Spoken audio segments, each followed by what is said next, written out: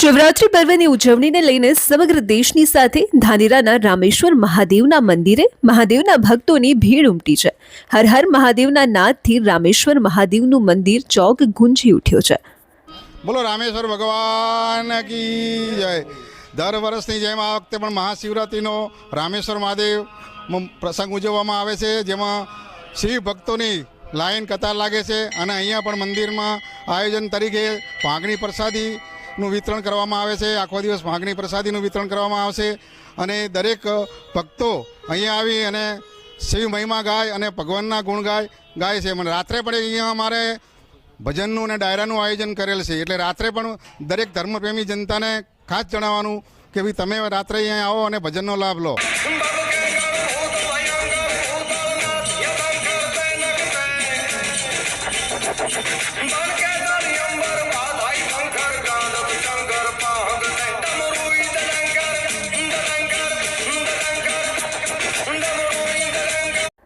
શિવરાત્રી પર્વને લઈને મહાદેવના તમામ મંદિર ખાતે ભક્તોની લાઈન જોવા મળી રહી છે, ત્યારે ધાનેરામાં આવેલું પૌરાણિક મંદિર એવા રામેશ્વર મહાદેવ ધામમાં પણ વહેલી સવારથી ભક્તો મહાદેવની પૂજા અર્ચના અને દર્શન કરવા ભક્તોએ લાઈન લગાવી છે।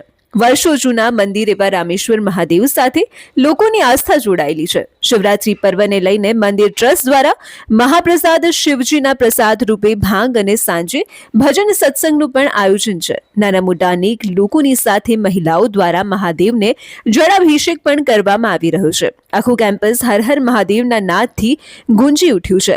લોકોની આસ્થા, ભક્તિ અને સંગમનું કેન્દ્ર રામેશ્વર ધામ બન્યું છે।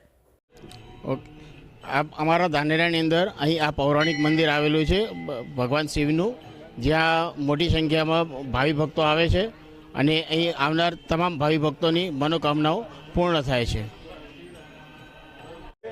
જય ભોલેનાથ। આજે વર્ષોથી હું અહીંયા મને બી 54 વર્ષ થઈ ગયા છે। આપણા ધાનેરામાં આસ્થાનું કેન્દ્ર એટલે કે રામેશ્વર મહાદેવનું મંદિર બહુ જૂનું છે અને એમની સ્થાપના આપણા શિવગીર બાપુના હાથથી થયેલી છે અને બહુ જૂનું જ છે ને આના દિવસે બી આ ભીડ હોય છે। અને આજે મહાશિવરાત્રિ છે તે આજે ભજન સંધ્યાનો પણ પ્રોગ્રામ છે, મહાપ્રસાદીનું આયોજન છે અને આરતીનો પણ પ્રોગ્રામ છે અને આ મોટીમાં મોટી સંખ્યામાં અહીંયા માણસો અવારનવાર આરતી દિવસે બી આવે છે, શિવરાત્રિના દિવસે આવે છે અને અહીંયા બાજુમાં હનુમાન બાપજીનું મંદિર પણ આવેલું છે। શનિવારના દિવસે બહુ ભીડ રહે છે। આવી જ છે। જય ભોલેનાથ, જય મહાશિવરાત્રિ।